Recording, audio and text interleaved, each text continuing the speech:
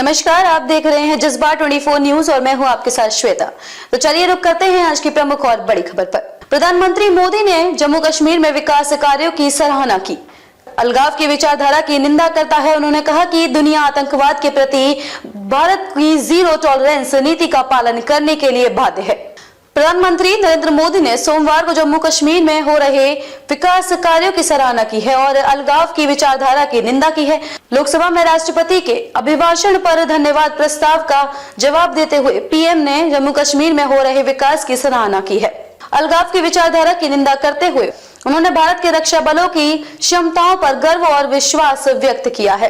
देश में शांति बनाए रखने के सरकार के प्रयासों की सराहना करते हुए पीएम मोदी ने दोहराया है कि दुनिया आतंकवाद के प्रति भारत के जीरो टॉलरेंस की नीति का पालन करने के लिए बाध्य है। उन्होंने सदन में अपने संबोधन की शुरुआत सेनगोल का जिक्र करते हुए की है। उन्होंने गर्व और सम्मान के साथ इस जुलूस का नेतृत्व किया है। जब राष्ट्रपति अपना संबोधन देने के लिए नए सदन में पहुंचे और बाकी सांसदों ने उनका अनुसरण किया तो पीएम ने इस बात को रेखांकित किया कि यह विरासत सदन की गरिमा को कई गुना बढ़ा देती है और कहा है कि 75वां गणतंत्र दिवस, नया सांसद भवन और सेनगोल का आगमन बहुत ही प्रभावशाली घटना थी। उन्होंने राष्ट्रपति के अभिभाषण पर धन्यवाद प्रस्ताव में अपने विचार और सुझाव देने के लिए भी सदन के सदस्यों को धन्यवाद दिया है। पीएम मोदी ने रेखांकित किया कि राष्ट्रपति का संबोधन तथ्यों पर आधारित है। एक बहुत बड़ा दस्तावेज था जो कि भारत की प्रगति की गति और पैमाने का संकेत देता है और इस तथ्य पर भी बयान आकर्षित करता है कि देश तभी तेजी से विकसित होगा जब महिला शक्ति, युवा के 4 स्तंभ होंगे। बिजली, गरीब और अन्नदाता को विकसित और मजबूत किया जाता है। उन्होंने कहा कि यह संबोधन इन 4 स्तंभों को मजबूत करके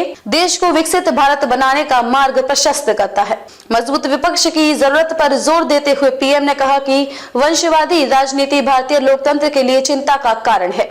वंशवादी राजनीति के अर्थ पर प्रकाश डालते हुए उन्होंने बताया है कि एक राजनीतिक दल जो एक परिवार चलता है, अपने सदस्य को प्राथमिकता देता है और जहां सभी निर्णय परिवार के सदस्यों द्वारा लिए जाते हैं उसे वंशवादी राजनीति माना जाता है, न कि एक परिवार के कई सदस्य जो अपना रास्ता बना रहे हैं, जनता के समर्थन से अपने बल पर राजनीति में आगे बढ़े। पीएम मोदी ने लोकतंत्र के लिए वंशवादी राजनीति के खतरों की ओर ध्यान आकर्षित करते हुए मैं राजनीति में उन सभी युवाओं का स्वागत करता हूं जो देश की सेवा करने के लिए यहाँ आए हैं। उन्होंने राजनीति में एक संस्कृति के उभरने पर अफसोस जताया है और कहा है कि देश में जो विकास हो रहा है वह किसी एक व्यक्ति का नहीं बल्कि हर नागरिक का है। भारत की मजबूत अर्थव्यवस्था की आज दुनिया द्वारा सराहना किए जाने पर टिप्पणी करते हुए पीएम ने कहा कि मोदी गारंटी देता है कि वर्तमान सरकार के तीसरे कार्यकाल में भारत दुनिया की तीसरी सबसे बड़ी अर्थव्यवस्था बनकर जाएगा। उन्होंने कहा है कि G20 शिखर सम्मेलन की सफलता से भारत के प्रति दुनिया के विचारों और राय का सार निकाला जा सकता है। देश को समृद्धि की ओर ले जाने में सरकार की भूमिका को रेखांकित करते हुए पीएम मोदी ने पिछली सरकार द्वारा 2014 में सदन में पेश किए गए अंतरिम बजट और तत्कालीन वित्त मंत्री के बयान की ओर ध्यान आकर्षित किया है। उन्होंने बताया है कि तत्कालीन वित्त मंत्री ने अपने संबोधन के दौरान भारत के GDP के आकार के हिसाब से 11वीं सबसे बड़ी अर्थव्यवस्था होने की जानकारी दी थी, जबकि आज देश 5वें स्थान पर पहुंच गया है। तत्कालीन वित्त मंत्री के हवाले से पीएम ने कहा है कि अगले 3 दशकों में देश अमेरिका और चीन के बाद दुनिया की तीसरी सबसे बड़ी अर्थव्यवस्था बन जाएगा। उन्होंने कहा कि आज मैं देश को आश्वस्त करता हूं कि मौजूदा सरकार के तीसरे कार्यकाल में दुनिया की तीसरी बड़ी अर्थव्यवस्था बनकर जाएगा। पीएम मोदी ने रेखांकित किया है कि दुनिया सरकार के काम की गति के साथ साथ उसके बड़े लक्ष्य और साहस को भी देख रही है।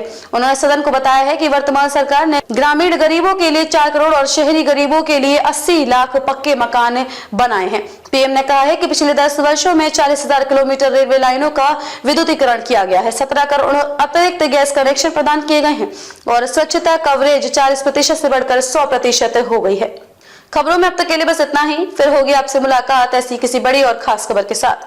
तब तक के लिए नमस्कार और देखते रहिए जज्बा 24 न्यूज।